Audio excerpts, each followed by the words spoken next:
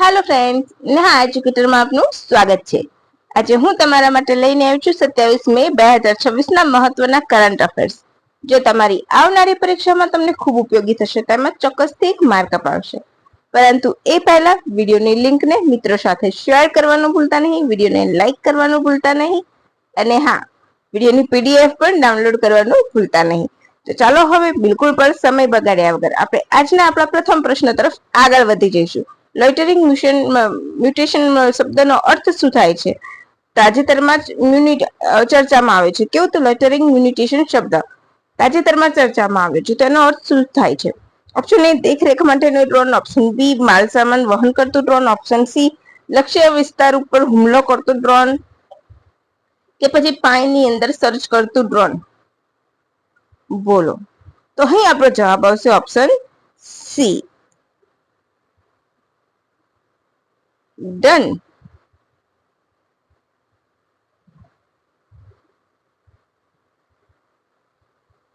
તાજેતરમાં સફળતાપૂર્વક તેનું પરીક્ષણ કરવામાં આવ્યું છે. સ્વદેશી લોઇટરિંગ મ્યુનિશન છે.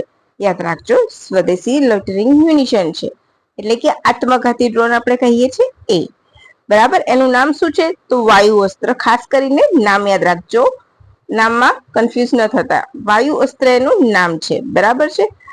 એ શું છે? તો આ પ્રકારનું હથિયાર નિર્ધારિત વિસ્તાર ઉપર લાંબા સમય સુધી હવામાં ચક્કર મારે છે અને તે મળે એટલે એની ઉપર સચોટ હુમલો કરે છે. બરાબર.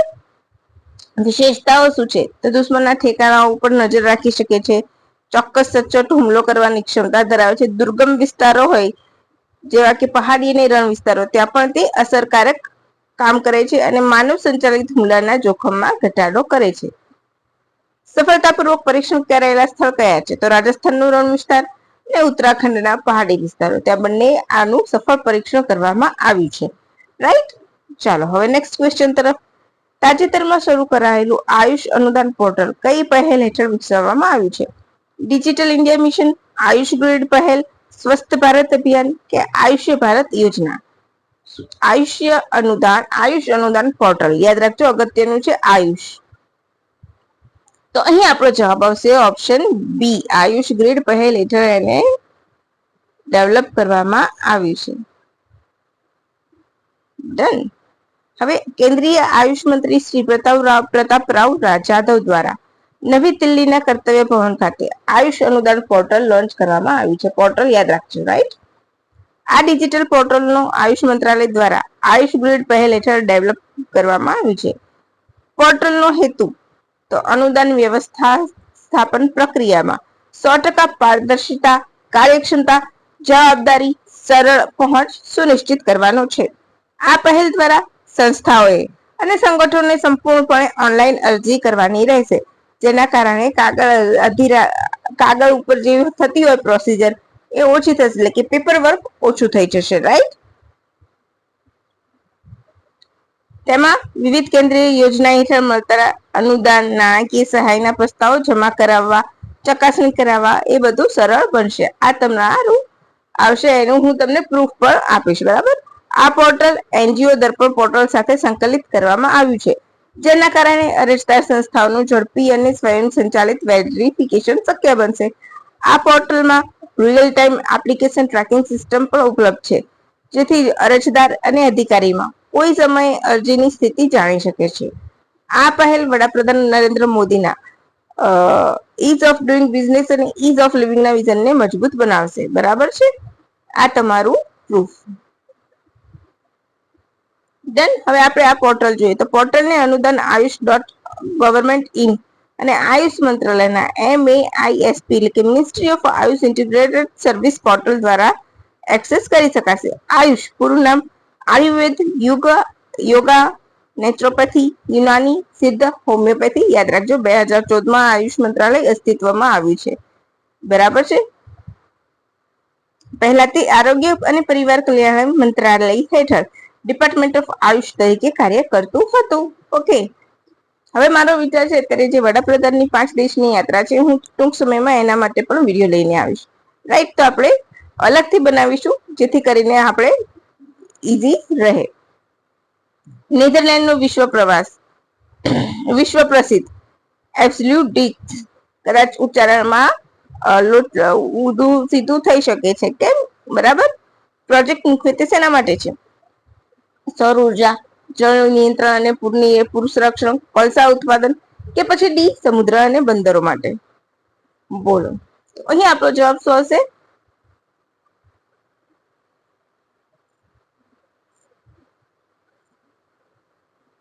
Option B. ડન. જળ અને પૂર સંરક્ષણ. ગુજરાતની મહત્વાકાંક્ષી કલ્પસર યોજનાને મળતો આવે છે ક્યાં છે? તો ખંભાતના અખાતમાં બનશે કલ્પસર યોજના, યાદ રાખજો. મુખ્ય ઉદ્દેશ શું છે? તો મીઠાના પાણીનો વિશાળ જળાશય બનાવવાનું. મીઠા પાણીનું વિશાળ જળાશય બનાવવાનું ખારામાંથી. પીવાના પાણીની ઉત્પાદકતા વધારવી, ઉપલબ્ધતા વધારવી, સિંચાઈ માટે પાણી પૂરું પાડવું, ઔદ્યોગિક ઉપયોગ માટે પાણી ઉપલબ્ધ કરાવવું, જળ વિદ્યુત ઉત્પાદન કરવું, તેમજ દરિયાકાંઠાના વિસ્તારોના વિકાસને વેગ આપવો એ કલ્પસરના મુખ્ય હેતુ છે. ભારત અને નેધરલેન્ડ વચ્ચે કલ્પસર પ્રોજેક્ટ માટે ટેકનિકલ સહયોગ એટલે લેટર ઓફ ઇન્ટેન્ટની આપણે થઈ છે, જેમાં એફ્લ્યુસ્કેટ ડેમ દાયકાઓના અનુભવ આપણને આપશે. બરાબર. નેધરલેન્ડ. કલ્પસર યોજના તો Khambhat lack of progress and sustainable development, યાદ રાખજો. ગુજરાતની બહુહેતુક યોજના છે. એમાં ખંભાતના અખાત પાસે બેરેજ બનાવવામાં આવશે, જ્યાં ખારા પાણીને રોકીને નદીના મીઠા પાણીનો વિશાળ જળાશય બનાવવામાં આવશે. યોજનાની વિશેષતા: વિશ્વના સૌથી મોટા મીઠા પાણીનો માનવ સર્જિત જળાશયમાંનો એક બનાવવાનો ઉદ્દેશ. નર્મદા, મહી, સાબરમતી, દાદર અને અન્ય નદીના પાણી સંગ્રહનો કરવામાં આવશે. રાઈટ. પછી દક્ષિણ ગુજરાત સાથેનું અંતર પણ એના કારણે ઘટશે. લાખો હેક્ટર જમીનને સુવિધા મળશે સિંચાઈની. આ બધા એના ફાયદા છે. પરિવહન ક્ષેત્રે લાભ તો 280 કિલોમીટરનું અંતર સૌરાષ્ટ્ર ને દક્ષિણ ગુજરાત વચ્ચે ઘટી જશે. ભરૂચ ભાવનગર વચ્ચે ડેમ પણ અંતર ઘટશે. તેમજ ડેમ ઉપર માર્ગ અને રેલવે કનેક્ટિવિટી પણ વધારવામાં આવશે. રાઈટ. ભારત ટેક. હવે નેક્સ્ટ પ્રશ્ન ચોથો. ભારત ટેક્સ 2026 નું આયોજન ક્યાં કરવામાં આવ્યું છે? Option A Mumbai, option B Kolkata, option C Bharat Mandapam Navi Delhi, કે પછી ગુજરાત? બોલો. તો અહીં આપણો જવાબ આવશે ઓપ્શન સી.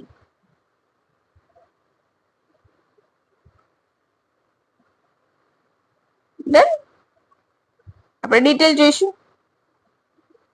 કાપડ મંત્રાલયના સચિવ શ્રીમતી નીલમ શર્મા રાવ દ્વારા Bharat tax 2026 mobile app launch કરવામાં આવી છે. આ એપ વિશ્વના સૌથી મોટા ટેક્સટાઇલ મેળા ભારત ટેક્સ 2026 માટે ડિજિટલ સહાયક તરીકે કાર્ય કરશે. ભારત ટેક્સ 2026 નું આયોજન 14 થી 17 જુલાઈ 2026 દરમિયાન ભારત મંડપમ નવી દિલ્હી ખાતે થશે. એપમાં એઆઈ આધારિત સ્માર્ટ સહાયક આપવામાં આવ્યા છે, જે 24/7 અવર્સ પ્રશ્નના જવાબ આપશે. ક્યુઆર કોડ આધારિત ડિજિટલ બેજની પણ સુવિધા છે, જેનાથી સંપર્ક અને ઓળખ સરળ બનશે. ભારત મંડપમના floor plan, hall, stall location અંગેની માહિતી પણ એપમાં ઉપલબ્ધ રહેશે. એપ વિદેશી ખરીદદારો, નિકાસકારો, ઉત્પાદકો, પ્રદર્શકો અને સામાન્ય મુલાકાતો માટે ઉપયોગી બનશે. આ તમારું આવશે આગળ પ્રૂફ. બરાબર. આ આયોજન વડાપ્રધાનના 5F વિઝન પર છે. Farm, fibre, factory, fashion, foreign. Right. અર્થાત ખેતીથી લઈને વૈશ્વિક બજાર સુધી સમગ્ર ટેક્સટાઇલ મૂલ્યનો શ્રેણી વિકાસ કરવો. ભારત ટેક્સ ભારત સરકારના કાપડ મંત્રાલય દ્વારા સમર્થિત વૈશ્વિક ટેક્સટાઇલ અને પરિવહન પ્રદર્શન છે. બરાબર છે. ક્લિયર. હવે આજનો છેલ્લો પ્રશ્ન. તાજેતરમાં ચર્ચામાં રહેલી સૂર્યાસ્ત પ્રણાલી અંગે નીચેના વિધાનોમાં કયું વિધાન સાચું છે? ભારતની પ્રથમ સ્વદેશી પરમાણુ સબમરીન છે. તમારે મને કહેવાની છે ભારતની પ્રથમ સપરમાણુ સબમરીન. લાંબા અંતરની રોકેટ લોન્ચર પ્રણાલી છે. હવાઈ રિફ્યુલિંગ વિમાન છે. એન્ટી સેટેલાઇટ મિસાઇલ છે. બોલો. તો અહીં આપણો જવાબ આવશે ઓપ્શન બી, લાંબા અંતરની રોકેટ પ્રણાલી છે. રાઈટ. ઓડિશાના ઇન્ટિગ્રેટેડ ટેસ્ટ રેન્જ ચાંદીપુર ખાતે એનું સફળ પરીક્ષણ કરવામાં આવ્યું છે. 150 કિલોમીટર અને 300 કિલોમીટર રેન્જના સંસ્કરણ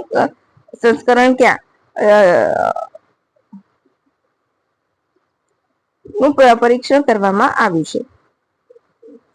એટલા કિલોમીટરની મારક ક્ષમતા છે એમ લખવાનું હતું. સૂર્યાસ્ત વાયુસ્ત્ર યાદ રાખજો, ડ્રોન છે, જાતે હુમલો કરી શકતું, બરાબર. અને સૂર્યાસ્ત એ લાંબા અંતરની રોકેટ લોન્ચર પ્રણાલી છે. અહીંયા કન્ફ્યુઝ ન થતા, બંને વચ્ચે તમે ખ્યાલ રાખજો. ક્ષમતા 150 થી 300 કિલોમીટર. વિશેષતા એક જ લોન્ચર દ્વારા વિવિધ પ્રકારના રોકેટ અને માર્ગદર્શિતા ગોળા બારૂદ છોડવાની ક્ષમતા ધરાવે છે. હાઈ પ્રિસિઝન ધરાવે છે, એટલે કે ઉચ્ચ ચોકસાઈ ધરાવે છે. ઝડપી તૈનાત કરી શકાય છે. શોર્ટ એન્ડ શોર્ટ કામગીરી કરે છે. બરાબર છે. ભૂપ્રદેશમાં પણ અસરકારક રીતે કાર્ય કરશે. ભારતીય સેનાની ડીપ સ્ટ્રાઇક ક્ષમતામાં વધારો કરશે, તેમજ લાંબા અંતરના ચોકસાઈપૂર્વક પ્રહાર માટે પણ આ સૂર્યાસ્ત્ર ઉપયોગી થશે. હવે આપણે ઇમ્પોર્ટન્ટ ડે જોઈશું. કદાચ મેં 24મી એકાદ માર્કર ડે કરાવવાનો રહી ગયો હતો, તો મેં અહીંયા લઈ લીધો છે. 24 મે ઇન્ટરનેશનલ ડે ઓફ માર્કર, એક પ્રાણી છે, બરાબર. યુએનજીએ દ્વારા 2024 થી ઉજવવામાં આવે છે. લેહ લદ્દાખમાં પણ આપણા ભારતમાં જોવા મળે છે, બરાબર. એક પ્રકારની બકરી છે. પાકિસ્તાનનું આ રાષ્ટ્રીય પ્રાણી છે અને નિયર ચાર્ટનમાં આવે છે, બરાબર છે. 25 મે વર્લ્ડ ફૂટબોલ ડે. આ દિવસે 2024માં પ્રથમ વખત ઉજવવામાં આવ્યો હતો. 1924માં સ્થાપના થઈ હતી ને એની યાદમાં આ દિવસ ઉજવવામાં આવે છે, ફીફાની, બરાબર. આ તમારું પ્રૂફ. પછી 25 મે તો વર્લ્ડ થાઇરોઇડ ડે. તો ગળામાં છુપાયેલી નાની ગ્રંથિ એટલે થાઇરોઇડ છે, જે નિયંત્રિત કરે છે આખા શરીરનું સ્વાસ્થ્ય, રાઈટ. હવે આપણા ગળાના ભાગમાં પતંગિયા આકારની નાનકડી ગ્રંથિ આવેલી હોય છે, જેને થાઇરોઇડ ગ્રંથિ કહે છે. કદમાં ભલે નાની હોય છે, પણ આખા શરીરનું મેટાબોલિઝમ એના દ્વારા કામ કરતું હોય છે. હૃદયના ધબકારા, માનસિક સ્વાસ્થ્ય, શરીરના તાપમાનના નિયંત્રિત કરવામાં તેનો રોલ બહુ મોટો છે. જ્યારે આ ગ્રંથિ જરૂર કરતા વધુ કે ઓછા હોર્મોન બનાવે ત્યારે શરીરમાં સમસ્યાઓ ઊભી થાય છે. થાઇરોઇડ ગ્રંથિ બે પ્રકારની હશે. હાઇપોથાઇરોઇડિઝમ. આ સ્થિતિમાં થાઇરોઇડ ગ્રંથિ પૂરતા પ્રમાણમાં હોર્મોન બનાવતી નથી. તેના કારણે શરીરની સિસ્ટમ ધીમી પડી જાય છે. અને હાઇપરથાઇરોઇડિઝમ, રાઈટ, તો જરૂર કરતા વધારે હોર્મોન બનાવે છે, જેના કારણે શરીરનું મેટાબોલિઝમ. આ રહ્યું વિશ્વ થાઇરોઇડ દિવસનું પ્રૂફ. પછી આપણે આગળ જોઈશું તો શું છે. 25 મે જેઠ માસના શુક્લ પક્ષની 10મી તિથિને ગંગા દશહરા તરીકે ઉજવવામાં આવે છે. માન્યતા અનુસાર આ દિવસે માં ગંગાનું સ્વર્ગમાંથી પૃથ્વી તરફ અવતરણ થયું હતું. આ તમારું પ્રૂફ. હવે આપણે ગંગા વિશે જોઈએ તો રાજા ભગીરથની કઠોર તપસ્યાથી પ્રસન્ન થઈને માં ગંગા પૃથ્વી પર આવ્યા હતા અને પૂર્વજોના મોક્ષ પ્રદાન કર્યો હતો. તેથી આ દિવસને ગંગા અવતરણ દિવસ તરીકે કહેવામાં આવે છે. ગંગા ભારતની સૌથી લાંબી અને સૌથી પવિત્ર નદી છે. ગંગાનો મુખ્ય સ્ત્રોત ગૌમુખમાં આવેલી ગંગોત્રી હિમનદી છે.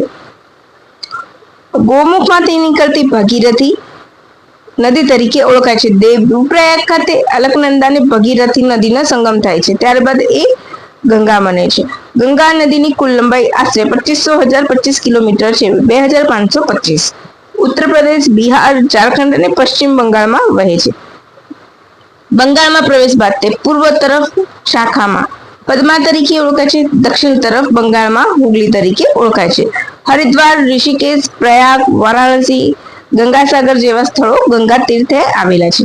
ગંગા અને બ્રહ્મપુત્ર નદીઓ મળીને વિશ્વનો સૌથી મોટો ડેલ્ટા સુંદરવન બનાવે છે.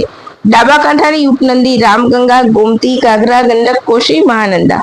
જમણા કાંઠે યમુના અને સોણ, જેમાં યમુના સૌથી મોટી ઉપસહાયક નદી છે.